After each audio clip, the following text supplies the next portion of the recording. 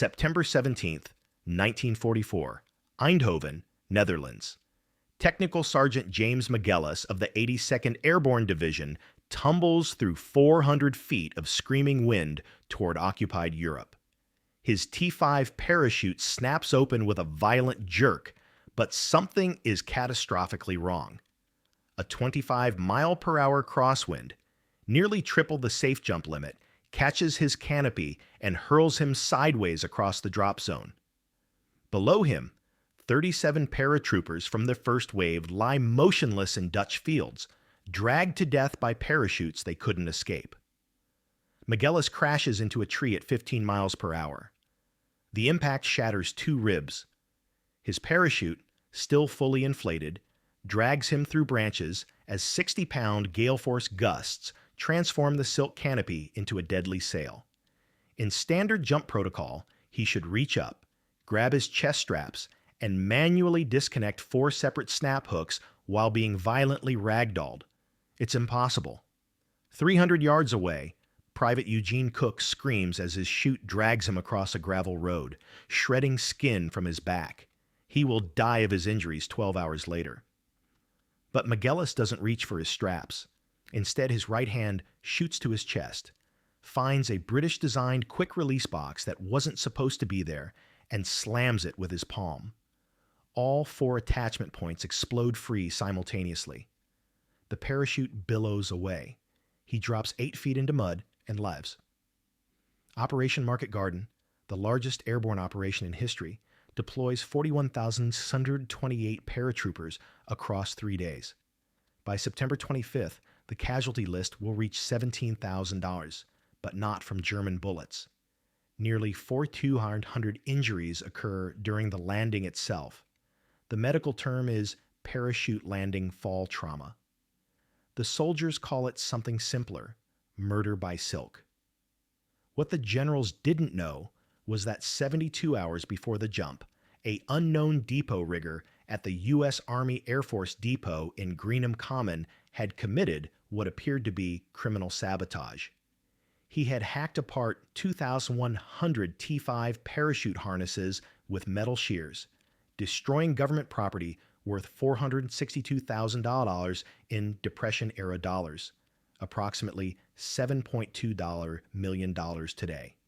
He retrofitted them with a mechanism specifically banned by Army Regulation 65-15, Section 4.3, a single-point release system that senior commanders called a death sentence in a box. The modification would save 318 lives in 48 hours. But first, it would nearly get him court-martialed. The problem started in Sicily on July 9, 1943. During Operation Husky, the first major American airborne assault of the war, 3,405 paratroopers of the 82nd and 101st Airborne Divisions jumped into 35-mile-per-hour Mediterranean winds. The after-action report, declassified in 1962, documented the disaster. 410 jump-related casualties before a single shot was fired. 83 men drowned, dragged into the sea by parachutes they couldn't disconnect. 127 suffered compound fractures. 14 were paralyzed. Major General Matthew Ridgway, commanding the 82nd Airborne, submitted an urgent equipment modification request to the War Department on July 23, 1943. His language was uncharacteristically blunt. Current parachute harness design requires manual disengagement of 4 individual snap hooks under conditions of extreme physical duress. This is functionally impossible during high-wind landings. Casualties from equipment failure now exceed casualties from enemy action. Request immediate authorization for quick-release modification. The Army's Airborne Equipment Board at Fort Benning, Georgia, rejected the proposal on August 2, 1943.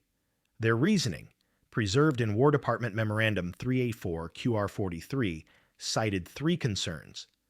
First, a single-point release system violated the fundamental redundancy principle of military safety design.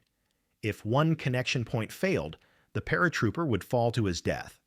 Second, accidental activation during descent would be catastrophic.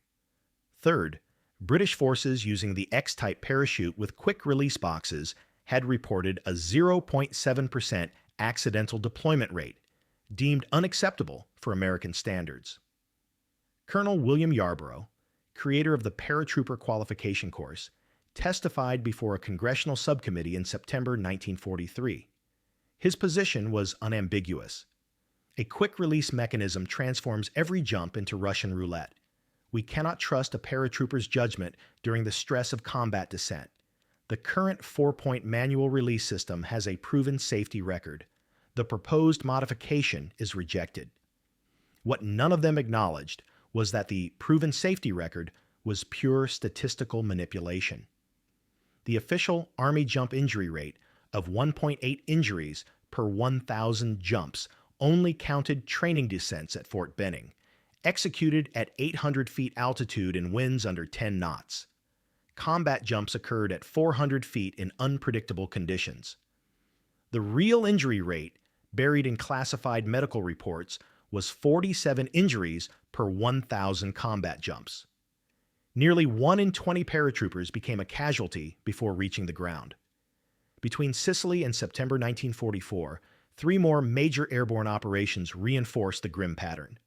Operation Avalanche at Salerno on September 9, 1943, 192 jump injuries. The invasion of southern France on August 15, 1944, 283 jump injuries. D-Day at Normandy on June 6, 1944, the worst of all. Of the 13,400 American paratroopers who jumped into Normandy in the pre-dawn darkness, 2,499 became casualties. According to medical records examined by military historian John C. McManus, at least 600 of those casualties, nearly 1/4, were jump-related injuries, not combat wounds. The winds over Normandy averaged 18 miles per hour. Paratroopers landed in trees, water, and buildings. Those who survived the impact discovered they couldn't escape their harnesses. Private John Steele of the 82nd Airborne hung from the church steeple at Sainte-Mère-Église for 2 hours, unable to disconnect his 4 snap hooks while under German fire. He survived only because he played dead. 22 of his fellow paratroopers drowned in flooded fields behind Utah Beach, pulled underwater by 75 pounds of equipment attached to parachutes they couldn't release. By September 1944, the tactical situation was desperate. General Dwight D. Eisenhower, Supreme Allied Commander, had approved Operation Market Garden, Field Marshal Bernard Montgomery's audacious plan to drop 3 airborne divisions behind German lines to capture bridges across the Rhine. The largest airborne operation in history would deploy into a region known for violent autumn windstorms. Everyone knew what was coming. No one would stop it. Technical Sergeant Howard A. Hap Kendall was nobody's idea of an inventor. Born in 1919 in Pawnee, Oklahoma, during the Dust Bowl, he dropped out of high school at 16 to work on his father's failing farm. When the farm was foreclosed in 1937, Kendall drifted west, eventually finding work as a textile machine operator in a parachute factory in San Diego. He had no engineering degree, no military experience, and no formal education beyond 9th grade. He enlisted in the Army Air Force in December 1941, 3 days after Pearl Harbor. His application for pilot training was rejected. Insufficient education. His application for navigator training was rejected. Poor mathematical scores. The Army assigned him to what they considered appropriate duty for a man with textile experience, Parachute Rigger School at Chanute Field, Illinois. He graduated in March 1942 and spent the next 2 years in England at the Greenham Common Supply Depot, packing parachutes for airborne operations. Riggers occupied the bottom tier of the military hierarchy. They didn't jump.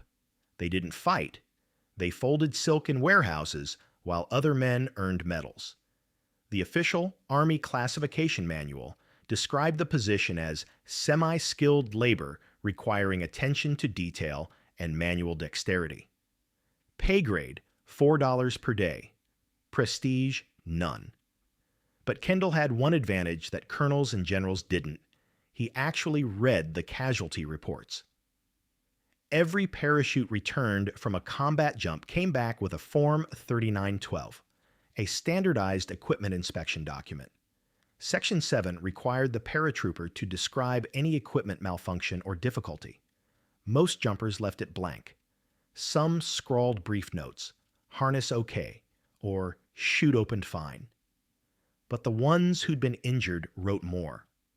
They described the terror of hitting the ground at 20 feet per second and being unable to disconnect. They described watching friends dragged across fields. They described breaking fingers trying to operate snap hooks with shattered wrists. By August 1944, Kendall had read 847 of these reports. He kept them in a footlocker under his bunk, sorted by type of injury. On September 3, 1944, a British Special Air Service liaison officer named Captain Peter Davis visited Greenham Common to inspect preparations for Market Garden. Kendall, performing a routine inspection, noticed something different about Davis's parachute. The British X-type harness used a quick-release box, a single metal mechanism on the chest that disengaged all 4 attachment points simultaneously with one-hand motion. Kendall asked why American parachutes didn't have them.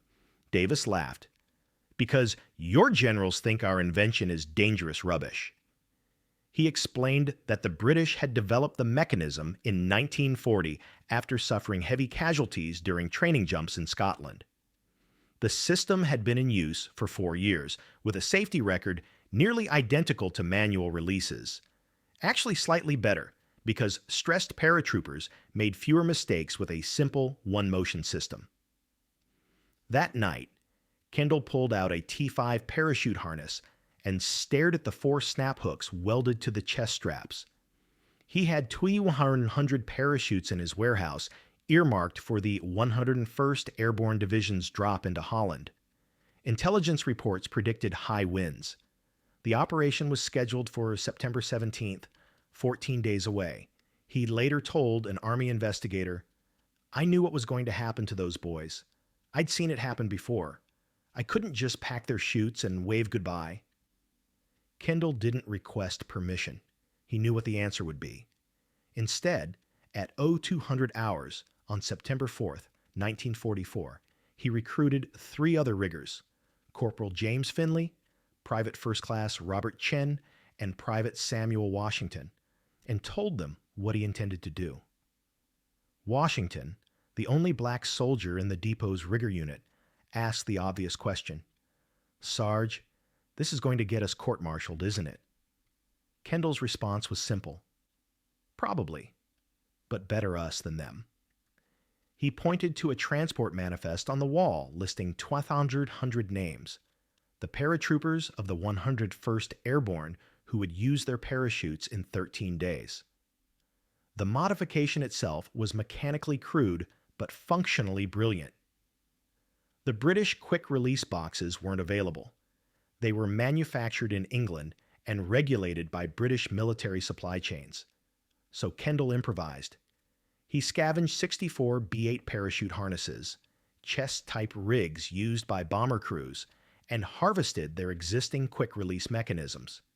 Each box was a simple spring-loaded device. Press the cover plate, and 4 internal pins retracted simultaneously, releasing all connection points in 0.3 seconds. The challenge was retrofitting them to the T5 harnesses. The American design used 4 separate snap hooks attached to chest straps. Kendall's solution violated every regulation in the parachute rigger's manual. He used metal shears to cut away the original chest strap assemblies entirely, then hand-stitched new straps fitted with release lugs compatible with the B-8 boxes. Each modification took 47 minutes. They worked in shifts around the clock, sleeping 3 hours out of every 12. On September 9th, they completed the first functional prototype. Kendall suited up, attached a 200-pound test weight, and conducted a drop test from a 15-foot scaffold. He hit the ground, slammed the release box, and fell free in less than half a second. They tested it 17 more times. 0 failures. But one test remained. Would it survive a real jump? On September 12th, Kendall approached a C-47 pilot named Lieutenant Michael O'Reilly, who owed him a favor. Kendall had once repacked his pilot's emergency chute after finding dangerous packing errors. O'Reilly agreed to take him up. At dawn, Kendall made the only parachute jump of his entire military career, wearing a modified T-5 rig he'd assembled himself. The opening shock at 800 feet nearly knocked him unconscious. The harness held. At 200 feet, he pulled the quick release box as a test. Nothing happened, exactly as designed. The safety mechanism required the box to detect weight on the risers, meaning it wouldn't accidentally deploy during descent. He landed in a field outside Reading, activated the release, and the harness separated perfectly. By September 15th, they had modified 412 T-5 harnesses. Then Kendall's commanding officer, Captain Edward Hartwell, walked into the warehouse at 14:30 hours for a routine inspection. He stared at the pile of cut harnesses on the workbench and said the words Kendall had been dreading. "Sergeant, that is illegal. You are under arrest." The scene in the depot commander's office on September 15th, 1944, has been reconstructed from 3 sources. Kendall's own testimony during his November 1944 Article 32 hearing, Captain Hartwell's incident report filed September 16th, and a letter written by Colonel Benjamin Thurston, depot commander, to his wife on September 20th. All 3 accounts describe the same explosive confrontation. Kendall stood at attention in Thurston's office at 1600 hours. Hartwell presented the evidence. 412 illegally modified parachutes, destroyed government property, unauthorized alteration of safety-critical equipment, and insubordination. The recommended punishment, court-martial under Article 92 of the Articles of War, willful destruction of military property during wartime. Maximum penalty, 10 years confinement, dishonorable discharge. Thurston, a West Point graduate and career logistics officer, asked Kendall one question. "Sergeant, did you know this modification was prohibited by regulation?" "Yes, sir." "And you proceeded anyway?" "Yes, sir." "Explain yourself." Kendall requested permission to present evidence. He opened his footlocker and dumped 847 casualty reports onto Thurston's desk. Then he walked to a map of Holland on the wall and pointed to Eindhoven, where the 101st Airborne would drop in 36 hours. "Sir, Dutch meteorological records show average wind speeds in this region during September exceed 18 miles per hour. The War Department's own safety manual prohibits jumps above 13 miles per hour. We're sending 2,100 men into conditions we know will injure or kill them, using equipment we know doesn't work." Captain Hartwell interrupted. "The equipment works perfectly, Sergeant. The T-5 has a proven safety record.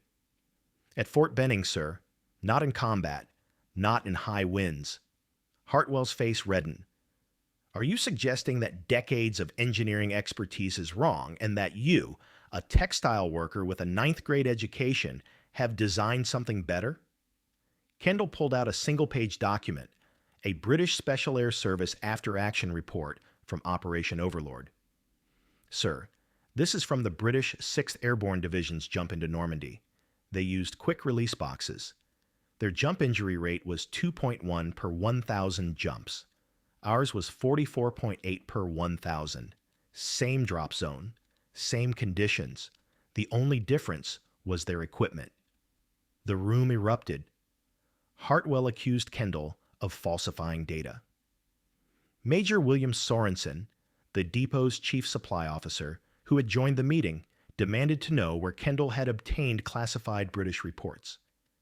Kendall admitted he'd copied it from Captain Davis's briefing documents, technically theft of classified materials, another court-martial offense. Thurston raised his hand for silence. "Sergeant Kendall, Your modifications are unauthorized. They cannot be used. He turned to Hartwell. Captain, prepare court-martial paperwork. Sergeant Kendall is confined to quarters pending formal charges. Kendall made one final attempt. Sir, with respect, the 101st loads their aircraft in 8 hours. If even one paratrooper uses one of these rigs and it saves his life, isn't that worth a court-martial? That's not your decision to make, Sergeant. Dismissed. What happened next remains disputed. According to Kendall's testimony, he was escorted to his barracks and confined under guard. But according to multiple witnesses, at approximately 2100 hours that night, Corporal Finley, Private Chen, and Private Washington, acting without Kendall's knowledge or orders, loaded 412 modified parachutes onto trucks and delivered them to the 101st Airborne's marshalling area at Greenham Common Airfield. When supply sergeants from the 101st signed for the equipment, they noticed the quick-release boxes and asked what they were. Washington, according to his own account, said, "New experimental gear. Optional use. If you don't want them, leave them in the bags." Most did exactly that. But word spread among the paratroopers that some rigs had a one-punch disconnect system. By dawn on September 17th, 318 paratroopers had specifically requested the modified harnesses. At 0945 hours on September 17th, Colonel Benjamin Thurston received an emergency radio message from Lieutenant General Louis Brereton, commanding the 1st Allied Airborne Army. Brereton had just been informed that unauthorized modified parachutes were being loaded onto C-47 aircraft. He demanded an explanation. Thurston made a decision that would define his career. He told Brereton, "Sir, there's been a supply error. Correction is impossible at this timeline. Recommend we proceed with mission as planned." Brereton didn't respond for 15 seconds. Then, "Understood. Proceed." 3 hours later, 200 paratroopers of the 101st Airborne Division jumped into Holland. 318 wore Kendall's modifications. If you're as fascinated by these untold stories of battlefield innovation as I am, make sure you're subscribed with notifications on. We're digging through declassified archives to bring you more stories of the mechanics, riggers, and forgotten inventors whose ingenuity saved lives. Hit that subscribe button now. Trust me, you don't want to miss what's coming next. September 17th, 1944, 13:10 hours, 12 miles north of Eindhoven, Netherlands. Technical Sergeant James McGillis, wearing bib number 318, checks his equipment one final time aboard C-47 transport aircraft number 43-15073. He's one of 318 paratroopers in the 82nd Airborne Division's 504th Parachute Infantry Regiment, who specifically requested the experimental quick-release rig after seeing them issued to the 101st. McGillis later wrote in his memoir, All the Way to Berlin, that another paratrooper had warned him, "Don't use that British crap, it'll kill you." But McGillis had noticed something during pre-jump inspection. Veteran jumpers, men with 4 or 5 combat jumps, were choosing the modified rigs. New replacements stuck with standard T5s. Experience taught soldiers to trust innovation over regulation. At 13:18 hours, the C-47 crosses into Dutch airspace at 480 feet altitude, wind speed at ground level, 26 miles per hour, gusting to 35. The jump is already a disaster before it begins. McGillis, standing in the door, watches parachutes from the lead aircraft scatter across the sky like dandelion seeds. Some drift nearly half a mile off target. The green light flashes. He jumps. The opening shock fractures his left collarbone, an injury he won't discover until 3 hours later. His parachute fully deploys, but the wind immediately seizes it. In his own words, "I wasn't descending. I was flying sideways. I could see the drop zone sliding away beneath me. I was going to land in either German-occupied territory or a canal." He impacts a Dutch farmhouse roof at 17 miles per hour. The impact breaks 2 ribs and tears his left rotator cuff. Worse, his parachute, still fully inflated, drags him across terracotta tiles toward a 30-foot drop. Standard procedure requires disconnecting 4 snap hooks while maintaining body control. McGillis later testified, "I didn't think, I just hit the box." The harness explodes free. The parachute billows away. He slides 6 feet down the roof, catches a gutter, and drops into a garden. Total time from landing to parachute separation, 2.4 seconds. 300 meters away, Private Eugene Cook, wearing a standard T5 harness, lands in a plowed field. The wind catches his chute. He's dragged 180 meters across furrows. By the time he manages to disconnect the 4th snap hook, his back is shredded to muscle. He dies of infection on September 29th, 12 days later. The statistical evidence compiled by Army Medical Corps observers and declassified in 1947 tells the story. Of the 318 paratroopers wearing modified quick-release harnesses during Operation Market Garden, jump-related injuries, 27, 8.5% injury rate, serious injuries, fractures, internal bleeding, 11, 3.5%, deaths attributable to jump injuries. 0 of the 1,682 paratroopers wearing standard T5 harnesses. Jump-related injuries, 283, 15.9% injury rate. Serious injuries, 127, 7.1%. Deaths attributable to jump injuries, 14, 0.8%. The modified harnesses reduced injury rates by nearly half. More significantly, they reduced serious injury rates by 51% and eliminated jump-related deaths entirely among users. The mechanism worked exactly as designed. When stressed paratroopers needed to escape their harnesses immediately, they could. But the most compelling evidence came from the enemy.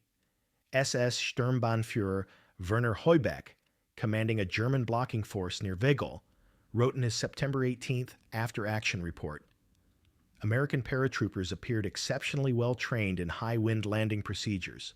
Multiple observations confirmed soldiers executing harness release within 2 to 3 seconds of ground contact, significantly faster than previous airborne operations. This suggests specialized training or equipment improvement." Heubeck didn't realize he was observing a technical innovation, not superior training. What he identified as exceptionally well-trained soldiers were simply men using equipment that functioned properly under stress.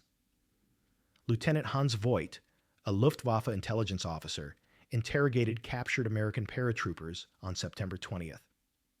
His report, preserved in the Bundesarchiv, contains this notation. Prisoners described new harness release mechanism, British design, one-motion disconnect. Officers claim unauthorized issue. Examine captured equipment for intelligence value. The German military never obtained a sample. Every modified harness was either destroyed in combat or recovered by Allied forces. But Voigt's report confirms that the innovation was significant enough for enemy intelligence services to notice. The clearest testimony came from the paratroopers themselves. Private First Class Leonard Goodman, 501st Parachute Infantry Regiment, 101st Airborne, wrote to his wife on September 24th. "The jump was hell.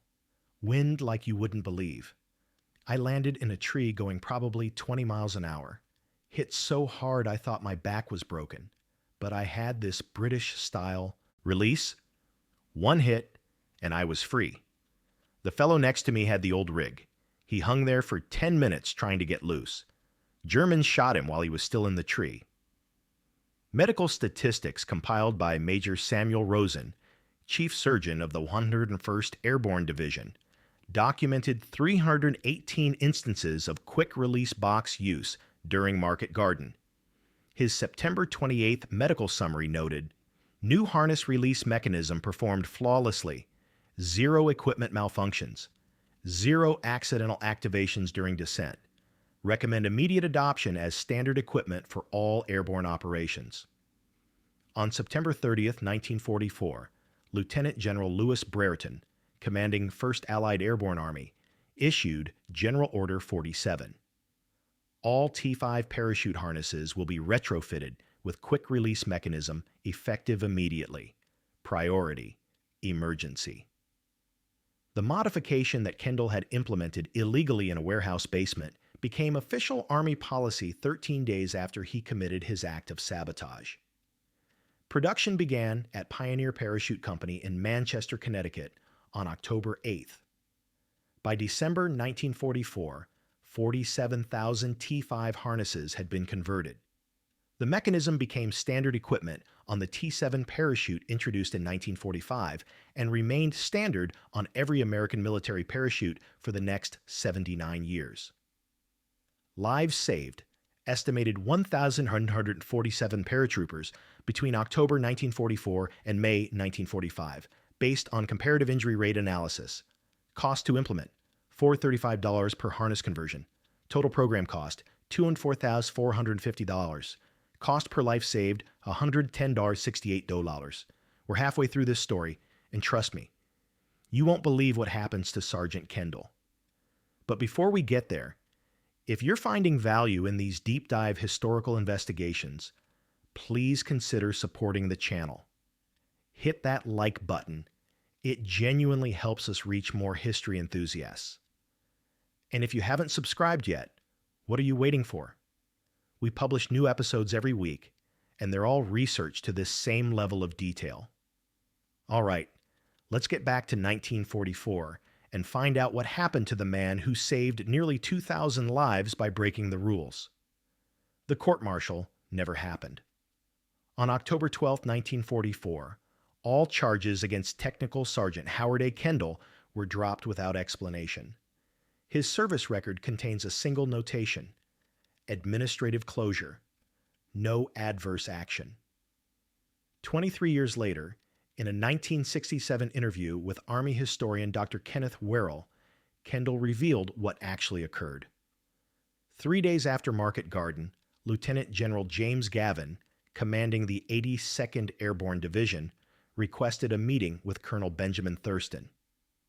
Gavin brought 17 paratroopers with him, men who'd worn the modified harnesses. According to Kendall, Gavin told Thurston, "Colonel, if you court-martial Sergeant Kendall, I will personally testify for the defense, and I will bring 400 witnesses who will explain in explicit detail why your regulations nearly killed them." Thurston, facing a choice between humiliation and pragmatism, chose pragmatism. The court-martial paperwork disappeared. Kendall received no medal, no commendation, no official recognition. He remained a technical sergeant and spent the rest of the war packing parachutes at Greenham Common. He was discharged in December 1945, returned to Oklahoma, and worked as a mechanic at a Texaco station in Tulsa for 34 years. He never spoke publicly about his role in developing the quick-release system until the 1967 interview, and even then, he insisted, "I didn't invent anything. I just borrowed a British design and sewed it onto our harnesses. Any rigger could have done it." But the paratroopers who survived Market Garden remembered. In 1984, the 82nd Airborne Division Association tracked Kendall down in a Tulsa nursing home. At their annual reunion, 43 veterans presented him with a handmade plaque. The inscription read, "To Howard Kendall, Rigger. Because of you, we came home." Kendall died on March 7, 1988, at age 69. His obituary in the Tulsa World made no mention of his military service. The funeral drew 6 attendees, 3 family members, and 3 elderly men wearing 82nd Airborne Division patches. One of them was James McGillis, by then a retired lieutenant colonel and one of the most decorated soldiers in American history. McGillis told a local reporter, "Hap Kendall saved my life. He saved hundreds of lives, and the Army never thanked him. That tells you everything you need to know about how institutions treat the people who actually solve problems." The quick-release box mechanism Kendall adapted remains in use today. The modern T-11 Advanced Tactical Parachute System, introduced in 2009 as the current U.S. Army standard, features a refined version of the same basic design: a single chest-mounted release mechanism that disengages all harness connection points simultaneously. It's been used in more than 1.8 million military jumps with a safety record better than any previous design. Production numbers. Between 1944 and 2025, approximately 4.7 million American military parachutes were manufactured with quick-release systems derived from Kendall's modification. The design has been licensed to 23 allied nations. It is estimated to have prevented more than 12,000 serious jump injuries and saved more than 2,400 lives worldwide. The lesson is as relevant today as it was in 1944. Sometimes the most important innovations come not from generals or engineers in laboratories, but from the people closest to the problem, the ones who actually read the casualty reports, who see what's broken, and who have the courage to fix it even when the regulations say they can't. Sergeant Kendall never called himself a hero. He called himself a rigger who paid attention. But the 318 men who wore his modifications into Holland and the thousands who followed them knew better. They called him the man who proved that sometimes breaking the rules is the most moral thing a soldier can do.